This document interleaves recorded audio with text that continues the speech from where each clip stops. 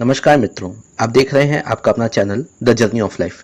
मित्रों, आज की वीडियो में हम बात करेंगे अनंत चतुर्दशी के बारे में, साथ ही साथ इसकी तिथि, शुभ मुहूर्त और इससे जुड़े कुछ विशेष उपायों के बारे में। तो कहीं जाइएगा मत, इस वीडियो को पूरा देखिएगा। मित्रों, अनंत चतुर्दशी को सनातन संस्कृति में महत्वपूर्ण माना गया है। इस तिथि पर भगवान विष्णु के अनंत रूपों की पूजा अर्चना करने का विधान है, इसलिए इसे अनंत चतुर्दशी कहा जाता है। साथ ही कई जगह इसे 14 के नाम से भी जाना जाता है। तो अगर आप इस शुभ अवसर पर कुछ खास उपाय करते हैं तो इन उपायों के द्वारा आप भगवान विष्णु की असीम कृपा प्राप्त कर सकते हैं। तो चलिए सबसे पहले हम इसके महत्व के बारे में जानते हैं। पंचांगों के अनुसार हर साल भाद्रपद माह के शुक्ल पक्ष की चतुर्दशी पर अनंत चतुर्दशी का पर्व मनाया जाता है। इस दिन गणपति विसर्जन भी किया जाता है।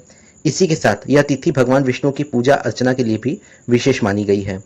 ऐसे में यदि आप इस दिन कुछ उपाय करते हैं तो इससे आपको जीवन की कई समस्याओं से छुटकारा मिल सकता है।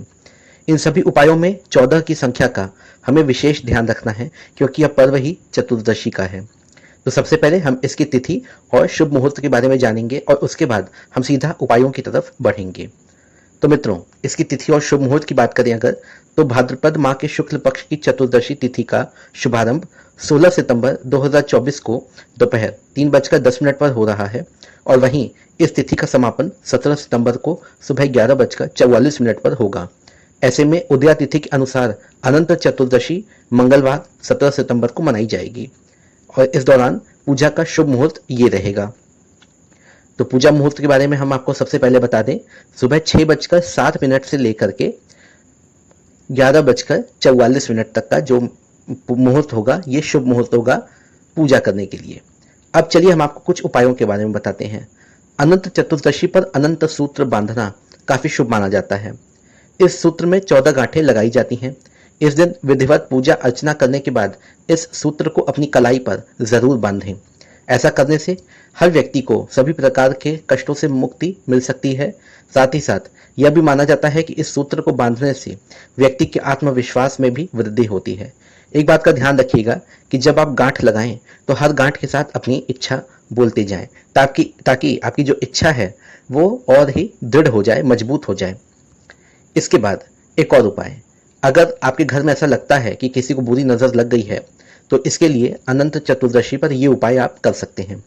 इसके लिए अनंत चतुर्दशी के दिन एक कलश में 14 लौंग और कपूर डालकर जलाएं। इसके बाद इस कलश को किसी चौराहे पर रख दें। तो विशेष रूप से आप मिट्टी के कलश का इस्तेमाल इसमें कर सकते हैं। इसके अलावा अगर आपको घर से नकारात्मकता दूर करनी है तो इस दिन 14 जायफल लेकर के आप किसी भी पवित्र नदी में प्रवाहित कर दें। आपके घर से बुरी नजर हट जाएगी, आपको राहत मिलेगी। मित्रों, इसके अलावा अगर आपके जीवन में बहुत सारी परेशानियां, बहुत सारे कष्ट हैं, तो अनंत चतुर्दशी के दिन सत्यनारायण भगवान की पूजा करना बेहद शुभ माना जाता है। ऐसे में इस दिन पूजा के दौरान किसी एक लड्डू में 14 लौंग लगाकर सत्यनारायण भगवान को आप अर्पित करें और पूजा के बाद इसे किसी चौराहे पर रख दें। ऐसा करने से आपको तमाम तरह की मुसीबतों से मुक्ति मिल जाती है, क्योंकि वो जो 14 लौंग आपने लड्डू में लगाए थे ना, उसमें जो सत्यनारायण भगवान का जो आशीर्वाद है वो सारा कुछ, और आपके घर की जितनी भी नकारात्मक ऊर्जा होगी वो सारा उस लड्डू के साथ, उस लौंग के साथ निकल जाएगा और चौराहे पर वो वहीं पे समाप्त हो जाएगा। तो मित्रों, उम्मीद है आपको ये वीडियो पसंद आई होगी। पसंद आई हो तो प्लीज़ लाइक कीजिएगा, शेयर कीजिएगा और सब्सक्राइब करके जाइएगा। धन्यवाद मित्रों।